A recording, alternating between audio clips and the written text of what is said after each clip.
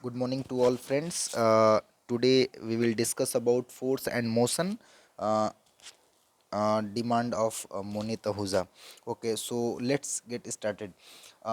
We will go line by line. So the chapter will start from here, from class ninth. In this chapter we will study about force and motion. इस चैप्टर के अंदर हम force और motion दोनों की study करेंगे. Force क्या होता है, मोशन क्या होता है. लेकिन इन फोर्स और मोशन को समझने से पहले हम इसके फिजिकल क्वांटिटी को समझेंगे और उसके रिप्रेजेंटेशन को समझेंगे कि क्या होती है फिजिकल क्वांटिटीज. जैसे क्वांटिटी का मतलब कोई भी सामान, कोई भी वस्तु, कोई भी थिंग्स. ठीक है, अब आगे बढ़ते हैं. Generally any physical quantity is represented by its unit. कोई भी फिजिकल क्वांटिटी होगी वो अपने नाम से ही पहचानी जाती होगी. उसके कुछ न्यूमेरिकल वैल्यूज़ होते हैं. While expressing some physical quantities, even the direction it is to mention along with the units and numerical value. यानी उसके कुछ यूनिट्स होंगे, उसके कुछ नंबर्स होंगे और उस नंबर्स के आधार पर उसका रिप्रेजेंटेशन होता है. ठीक है. Generally physical quantities are of two types. ये फिजिकली क्वांटिटीज जो होते हैं, फिजिकल यानी जो भी चीज़ें हम टच कर सकते हैं, that is known as physical. And उसके जो क्वांटिटीज़ होते हैं वो दो टाइप्स के होते हैं. पहली क्वांटिटीज इसको स्केलर कह देते हैं, वेक्टर कह देते हैं. अब आओ देखते हैं स्केलर किसे कहते हैं, वेक्टर किसे कहते हैं. अब बात करते हैं स्केलर क्वांटिटीज़ की. अब physical quantities which can be expressed only by its magnitude is known as scalar quantities. अब एक वर्ड आया यहाँ पे magnitude.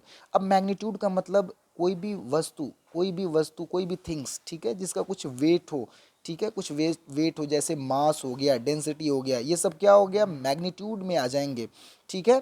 These quantities do not have specific direction. यानी उसका कोई एक स्पेसिफिक डायरेक्शन नहीं होता है कि वो किस डायरेक्शन में वो जाएंगे. जब हम उसको लेकर के जाएंगे तो वो जाएगा. ठीक है, जैसे कुर्सी अगर एक जगह पे है तो एक ही जगह पे रहेगा, जब उसको खींचेंगे तो दूसरी तरफ जाएगा. ठीक है, आगे बढ़ते हैं. As if mass of an object is 5 kg then there is no necessity of direction to express it. उसकी कोई नेसेसिटी नहीं है, आवश्यकता नहीं है कि वो किस डायरेक्शन में जाएगा. ठीक है, आगे बढ़ते हैं. अब ये इसी को ही हम स्केलर क्वांटिटीज कहते हैं. मतलब एक ऐसी क्वांटिटी जिसका वेट तो हो, उसका वेट तो हो यानी उसका मैग्नीट्यूड है, लेकिन उसका डायरेक्शन क्लियर नहीं है कि वो किस डायरेक्शन में पर्टिकुलरली जाएगा. हम उसको ऑर्डर करेंगे तो वो जाएगा, लेकिन वो अपने से निर्धारित नहीं करेगा कि हम इस डायरेक्शन में जाएगा. ठीक है.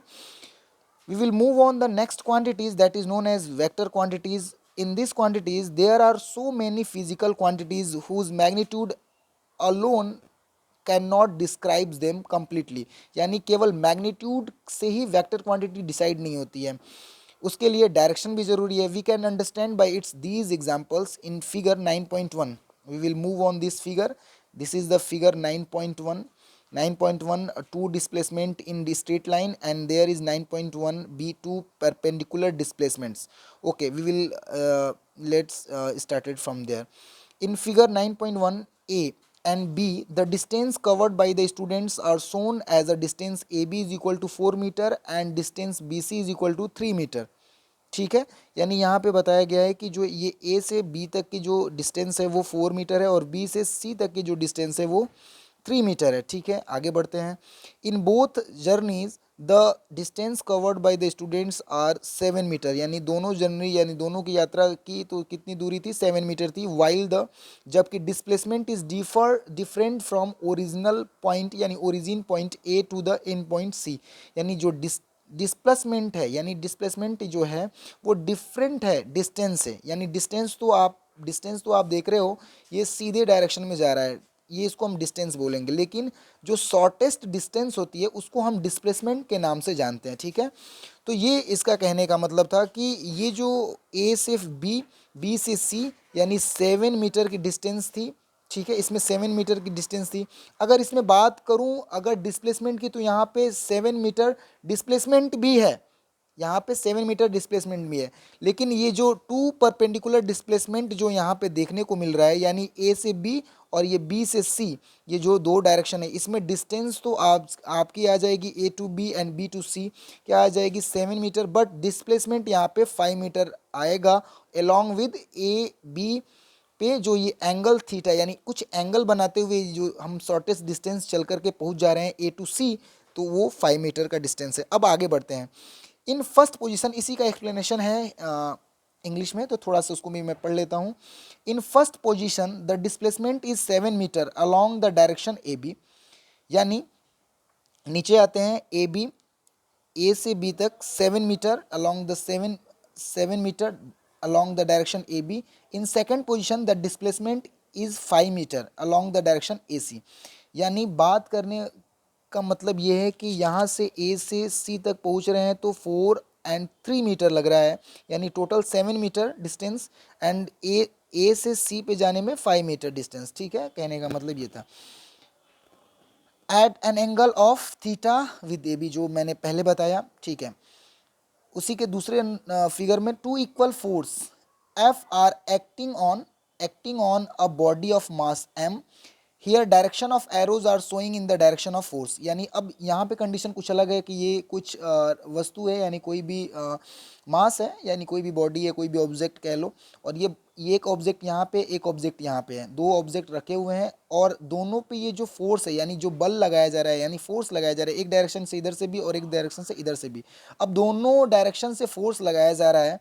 अब यहाँ पे ये कंडीशन नहीं है कि इधर से फोर्स ज़्यादा लगाया जा रहा है, लेकिन यहाँ पे अभी कंडीशन ये है कि यहाँ पे फोर्स यहाँ पे भी है और यहाँ पे है, यानी दोनों डायरेक्शन से सेम फोर्स लग रहा है।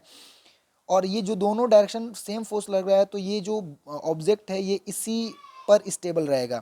लेकिन इस जगह पे देखें तो फोर्स जो है इस डायरेक्शन से लग रहा है, तो ये जो बॉडी है, ऑब्जेक्ट, ये मूव करेगा। ठीक है, मूव करेगा इस डायरेक्शन में। ठीक है, तो इसमें ये कह रहा था, इसको एक्सप्लेनेशन हम देख लेते हैं नीचे। By seeing the figure A V can say that the body will remain stubble after applying the force. Force apply करने के बावजूद भी जो बॉडी रहेगी वो स्टेबल रहेगी। While in figure B the body will move after applying the force. B वाले figure में हम देखेंगे कि ये जो बॉडी है, अगर फोर्स अप्लाई करेंगे तो ये बॉडी क्या करेगी, मूव करेगी। ठीक है, आगे बढ़ते हैं। From these examples, it is clear that it is necessary to know about the directions for expressing these type of physical quantity। ये दोनों physical quantities हैं, लेकिन इसमें directions को show करना बहुत ज़्यादा ज़रूरी है। Physical quantities like force, displacement etcetera, यानी जो फोर्स है, डिस्प्लेसमेंट है, these type of physical quantities are known as a vector quantities. और ये जो फोर्स है, ये जो डिस्प्लेसमेंट है, यानी एक पर्टिकुलर डायरेक्शन में जा रहा है, किसी वस्तु को लेकर के जा रहा है, तो इसकी वजह से हमने इसको क्या बोला, हमने इसको वेक्टर क्वांटिटीज बोला है। वेक्टर क्वांटिटीज क्यों बोला, क्योंकि इसमें वेट भी है, मैग्नीट्यूड भी है, और क्या है इसके अंदर, और इसके अंदर डायरेक्शन भी है।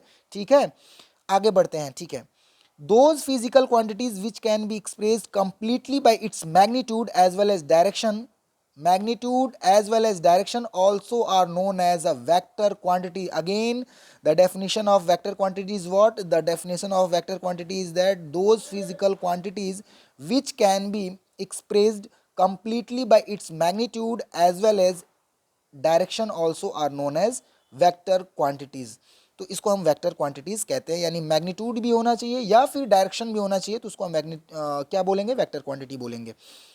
प्रेजेंटिंग द वेक्टर क्वांटिटीज, हम उसको कैसे प्रेजेंट करते हैं, इसको हम अगले वीडियो में बनाएंगे। ठीक है, तब तक के लिए धन्यवाद। आप अगर नेक्स्ट वीडियो आप अगर देखोगे तो उसमें प्रेजेंटिंग द वेक्टर क्वांटिटीज से पार्ट 2 में स्टार्ट करेंगे, यानी 1 पैराग्राफ मैंने इस यहाँ से लेकर के यहाँ तक कवर किया। इसकी जो पढ़ाई है ये कर लो, इसके बाद मैं आगे बढ़ूंगा। यानी 2 चीज़ें आपको क्लियर हुई होंगी, स्केलर क्वांटिटीज़ क्या है, वेक्टर क्वांटिटीज़ क्या है। क्योंकि जो चैप्टर है ये फोर्स एंड मोशन, इससे पढ़ने से पहले हमें ये समझ में आना जरूरी है कि इस जो फोर्स हम जिस भी ऑब्जेक्ट के ऊपर, जिस भी बॉडी के ऊपर लगाएंगे, उसकी कुछ क्वांटिटीज़ होगी, कुछ क्वांटिटीज़ हैं, और उसकी कुछ यूनिट्स होंगी, उसके कुछ मेजरमेंट होंगे। ठीक है, उसके कुछ न्यूमेरिकल्स वैल्यूज होंगे। तो उसको पढ़ने के लिए हमें यहाँ पे इसको पढ़ना पड़ रहा है, स्केलर क्वांटिटीज और वेक्टर क्वांटिटीज, क्योंकि फिजिकल क्वांटिटीज को हम छोड़ नहीं सकते इसमें।